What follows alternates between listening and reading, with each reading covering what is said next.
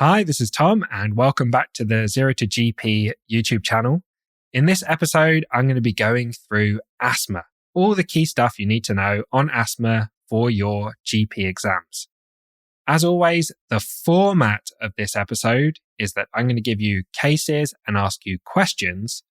I want you to come up with an answer and ideally write that answer down to test whether you actually know the information or not. And then we're going to go through an explanation together. If you head over to zerotofinalsshop.com, and there's a link in the video description, you'll find the newly released Zero to AKT or Zero to GP AKT revision book. And this book, it's about 210 pages long, covers everything you need to know for your GP AKT exams. So this is all the latest guidelines on all the clinical topics, pediatrics, obs and gynae, psychiatry, everything's included there. Plus GP admin, management, evidence-based practice, statistics, safeguarding, all the key stuff that's going to come up in the AKT exam. It's all in this book. That's at zerotofinalsshop.com. And you can also find the Zero to AKT revision flashcards for testing your knowledge on that GP content for the AKT exam. You can also head over to zerotojp.com, which is a membership website that contains short answer questions and a fact trainer tool to test yourself with spaced repetitions on all the key facts you need for the AKT exam, plus a multiple choice question bank, which again, you can use to test yourself and practice for the AKT exam, and flashcards, which are just a nice visual way to rapidly test and train your knowledge on the key facts. But for now, let's get straight into this video on asthma. So the first case in this episode is a 19-year-old woman, and she presents with episodes of chest tightness and breathlessness. These episodes have some key triggers. So they could be triggered by cold or triggered by exercise. So she says, I go out for a run and then I get disproportionately breathless and chest tightness, and that takes a while to settle down. She also complains about a dry cough at night. So given this typical presentation, the first question is, what diagnosis are you suspecting? So here, the obvious thing is we're suspecting asthma. That's the name of the episode, so it's the obvious suspected diagnosis. The next question is, what's the basic pathophysiology of asthma?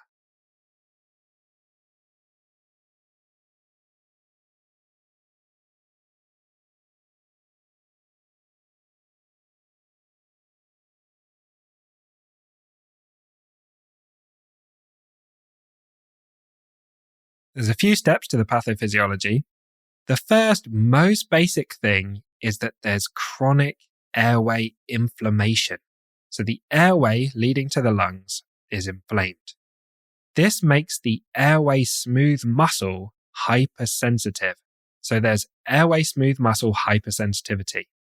Because the smooth muscle in the airways are hypersensitive, they can constrict if they're triggered by something. There will be bronchoconstriction, where the airway narrows and constricts. And this leads to variable airway obstruction. What does this mean? Well, at some points, the airway is not obstructed, and at other points where there's bronchoconstriction and the airway narrows, there is obstruction to airflow through the airways. The next question is, what associated atopic conditions can be associated with asthma? So when you see somebody who you suspect may have asthma, you'd ask about these other conditions, because if these are present, you would suspect asthma is more likely to be present. What conditions are these?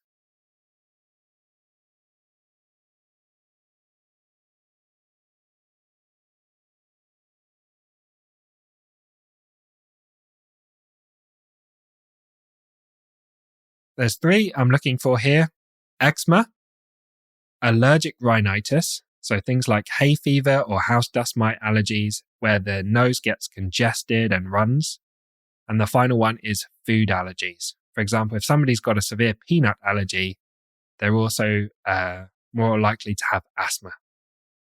The next question is, what's the key examination finding in someone who you suspect has asthma? What examination finding would support the diagnosis?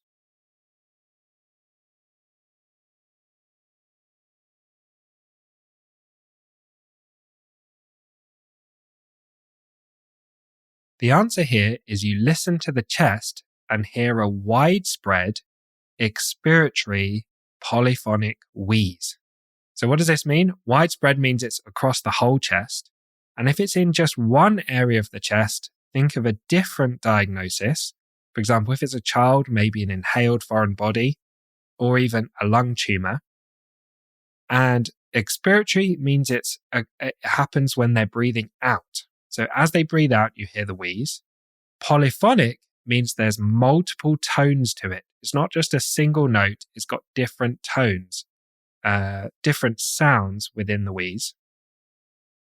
But in a patient with asthma, when they're well, the chest examination can be normal. So a normal examination does not exclude asthma. So the next question is, what's required to make a diagnosis of asthma? You're suspecting a diagnosis. How do you actually confirm and make that diagnosis?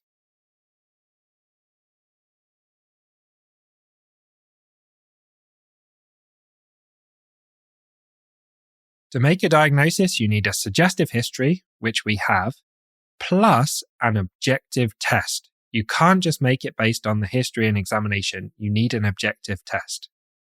So the next question is, what is the first line diagnostic tests? In this patient who's an adult, what would you do to make the diagnosis? What are the first line tests?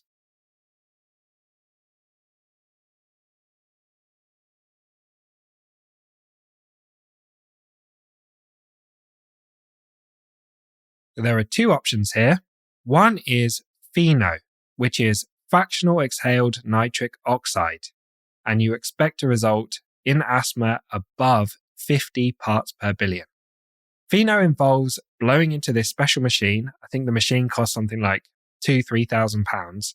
So the practice might have one, but I've never had any luck actually getting a FeNO test. I suspect it'll become more readily available in years to come. They blow into this machine and that measures how much nitric oxide is in their breath out. And nitric oxide is released with airway inflammation. So in patients with asthma, they exhale a greater concentration of nitric oxide. The other diagnostic test you could use, if FeNO is not available or it's normal, is the blood eosinophil count. And the eosinophil count, if it's raised, that supports a diagnosis of asthma. So let's say you have a suggestive history like we have, and the eosinophil count is raised, you can confirm a diagnosis of asthma. Let's say fractional exhaled the FeNO is not available and the eosinophil count on a blood test is normal. What is your next test that you would try to confirm the diagnosis?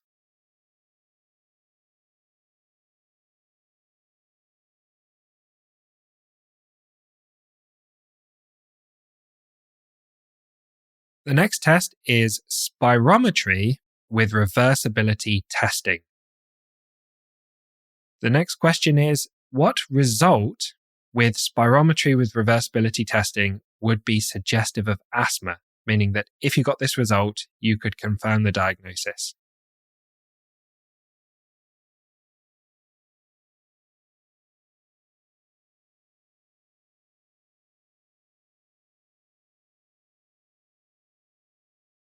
There's a few different results here. So with asthma, you would expect a reduced FEV1. This is the forced expiratory volume in 1 second. This basically means how much air can they blow out in a 1 second period. And that's reduced in asthma because there's bronchodilation, the airway is narrowed, and there's only so much air you can get through a narrow tube in 1 second. They'll also likely have a reduced FEV1 to FVC ratio. What does this mean? Well, this means that their FEV1, how much air they can blow out in 1 second, is disproportionately lower than their total forced vital capacity, which is the total amount of air they can blow out if you give them a long period of time. So this essentially means they can blow out air slowly, but when you give them plenty of time, they can get all the air out, and they have a normalish sort of total lung capacity. But the key thing here for making a diagnosis of asthma is the reversibility testing. So to confirm a diagnosis, you need more than or 12% or more plus a 200 milliliter or more increase in the FEV1 after they're given a bronchodilator. So you measure their FEV1, you give them salbutamol, like a bronchodilator inhaler, then measure their FEV1 again. And if their FEV1 increases by at least 12% plus at least 200 milliliters, that supports a diagnosis of asthma. What this is saying is that their narrowing of their airway, their bronchoconstriction, is reversible with salbutamol. That confirms asthma. So let's say spirometry is normal, you can't get a pheno, the eosinophil count's normal, spirometry is normal, but you still really suspect asthma. What's the next test that you could do if spirometry is normal?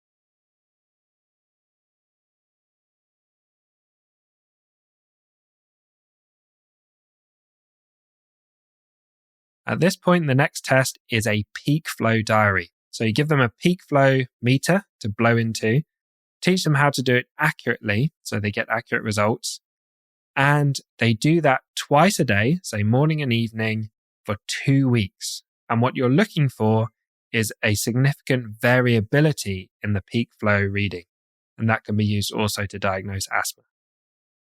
So let's move on to a new case. Let's say you've got a 6-year-old boy and he's got recurrent wheezy episodes. So he keeps having these episodes where he's very wheezy. He's also got a nocturnal cough. So he has this constant dry cough at nighttime. And his family, there's a family history of asthma. So again, you're strongly suspecting asthma. So again, you need a suggestive history, which we've got, plus an objective test. So what's the test order that's recommended in the guidelines for children aged 5 to 16 years? So what's the first test, second test, and third test you would use?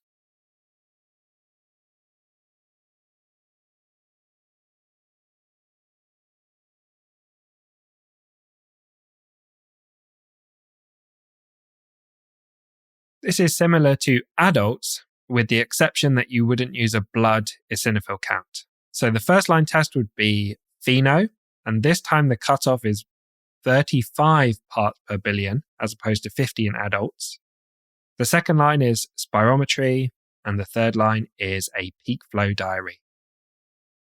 Now let's go on to the next case. Next one is a 3-year-old girl, and she gets recurrent breathlessness episodes, and she's wheezy when she gets a viral infection.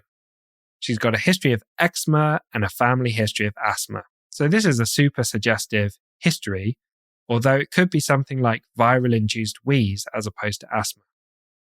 So in this patient, what would be the next step? She's a 3-year-old girl.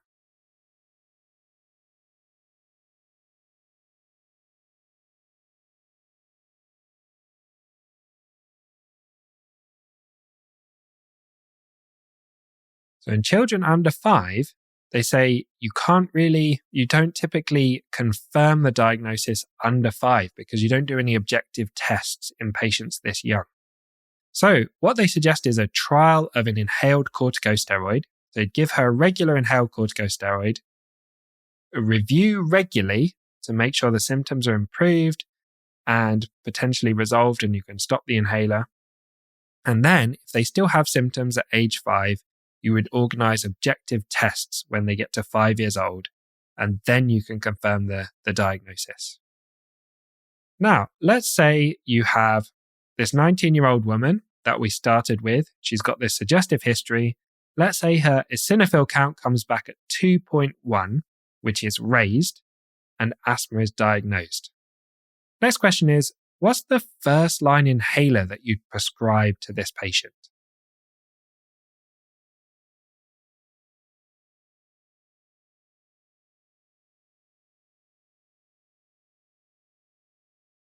The first-line inhaler for adults is now an inhaled corticosteroid plus formoterol. So a combination inhaler of an inhaled corticosteroid plus formoterol.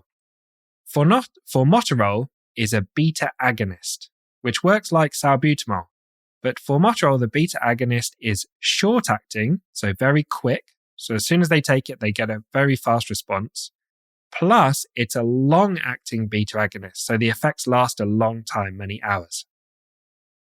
The next question is, you prescribe this inhaled corticosteroid plus formoterol, and there's loads of options for this, loads of different sort of brands and inhalers that you can use that contain this combination. So you prescribe that. How do you suggest that she uses this inhaler?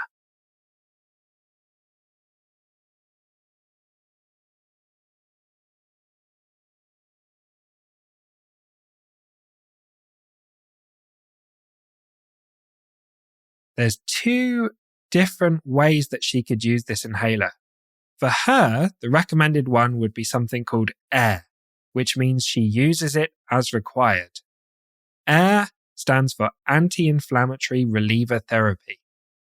And this basically means that when she gets breathless or short of breath or wheezy, she uses the inhaler and she gets an immediate improvement because of the formoterol, the short-acting beta agonist effect, a slightly longer-lasting beta agonist effect because the formoterol is also long-acting, plus she gets a dose of the inhaled corticosteroid, which reduces the airway inflammation and hopefully prevents or helps to prevent future breathlessness episodes. So it helps to control the asthma. The other option, if she has more severe symptoms or if she presents with a very severe acute exacerbation, is to start MART therapy. And MART refers to maintenance and reliever therapy. So MART involves using this same inhaler regularly. So she'd have a dose in the morning, dose in the evening, and using it as required.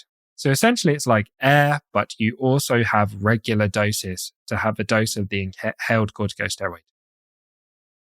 The next question is, let's say she's on moderate intensity MART therapy.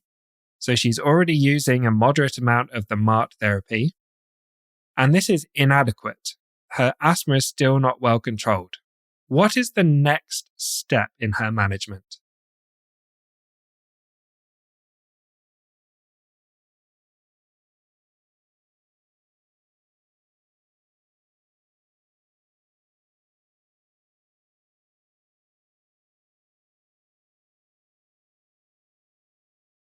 The next step at this stage is you're going to recheck her pheno and eosinophil count again.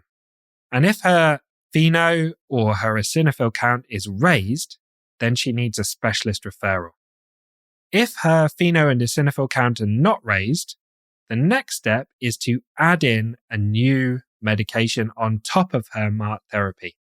So your options are either a leukotriene receptor antagonist, like montelukast, or a long-acting muscarinic antagonist, like tiotropium.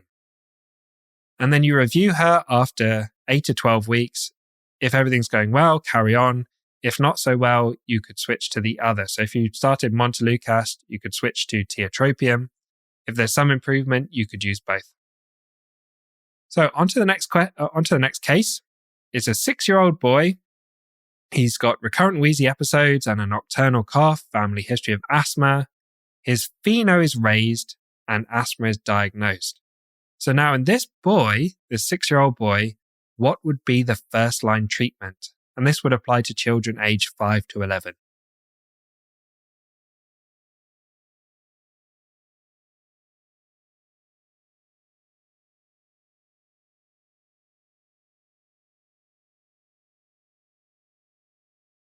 The first line treatment here in someone 5 to 11 would be to start an inhaled corticosteroid, a single inhaler, inhaled corticosteroid twice a day, and then the addition of a short-acting beta agonist, so salbutamol, as required if they have shorter breath episodes. So this is more of a conventional treatment regime that we used to use before the invention of MART and AIR. So what would be the next step if his regular inhaled corticosteroid at a reasonable dose is not effective? What would be the next step?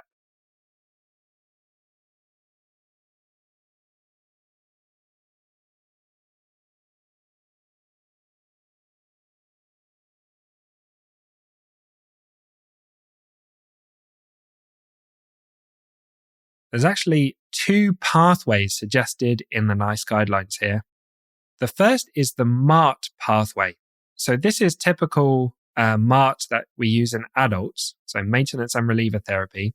So it's a combination inhaled corticosteroid and formoterol that they use regularly. It would replace their current inhaled corticosteroid, and they use it regularly and as required. That's if they are going to be capable of managing a MART regime. Not all children will be sort of equipped to do that. So the other option is the conventional pathway. And the conventional pathway would be to carry on with the inhaled corticosteroid plus short-acting beta agonist and add in a leukotriene receptor antagonist, so montelukast. So the next question is, what is the montelukast side effect that you would warn people about?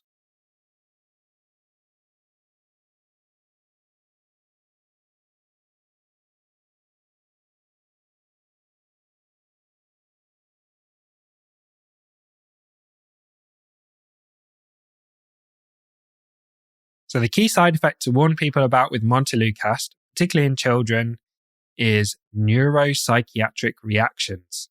So it can mess a bit with the brain, meaning that it can cause things like nightmares and rarely hallucinations, anxiety, and depression.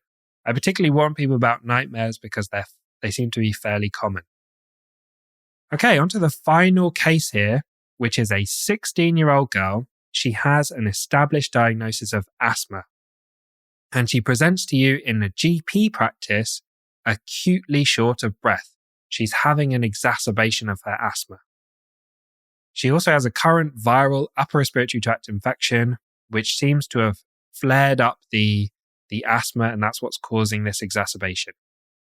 So the first question here in this acute exacerbation is, what peak flow results would suggest what severity of her exacerbation?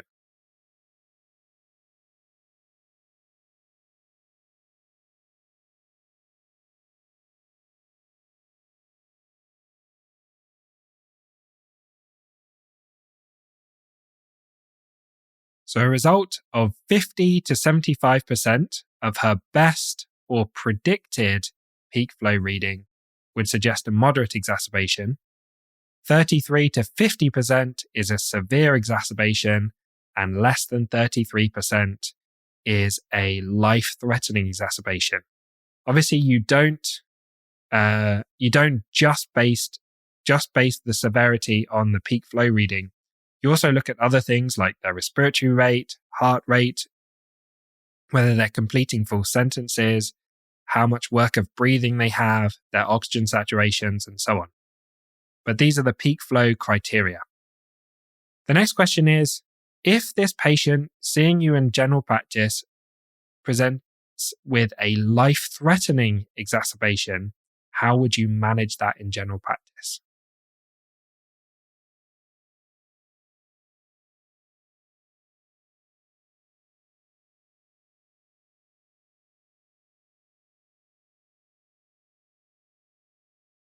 So if someone's having a life-threatening exacerbation, obviously you can't manage that as a GP in a GP practice.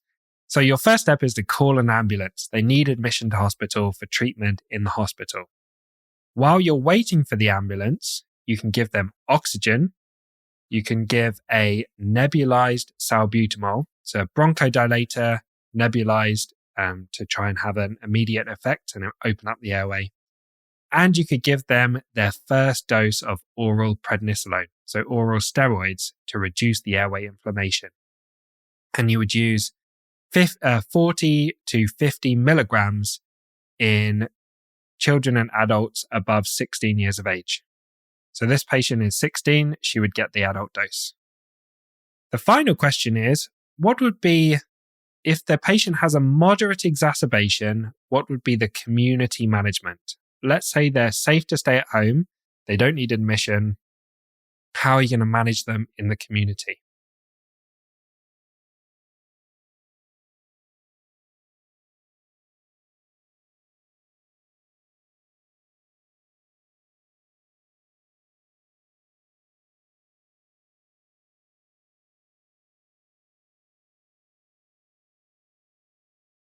If they're taking air or MART therapy, you'd give them up to the maximum of their air or MART therapy, so the maximum available dose. And if they're using, they can use up to 6 puffs at a time, depending on the product and the maximum dose. But if they're not controlling their asthma adequately after 6 puffs, taking 1 puff, say every 1 to 3 minutes, then you would advise, if you get to that stage, call 999, you need to go into hospital. Let's say they're on a traditional inhaled corticosteroid and a short-acting beta agonist.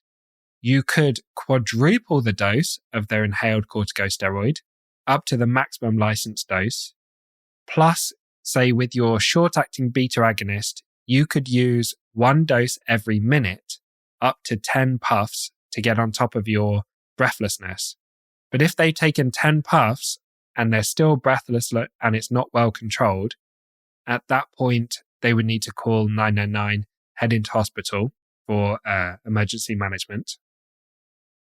Then to treat a moderate exacerbation, you can prescribe prednisolone, again 40 to 50 milligrams for adults, for at least 5 days for adults. There's shorter courses if they're under 16.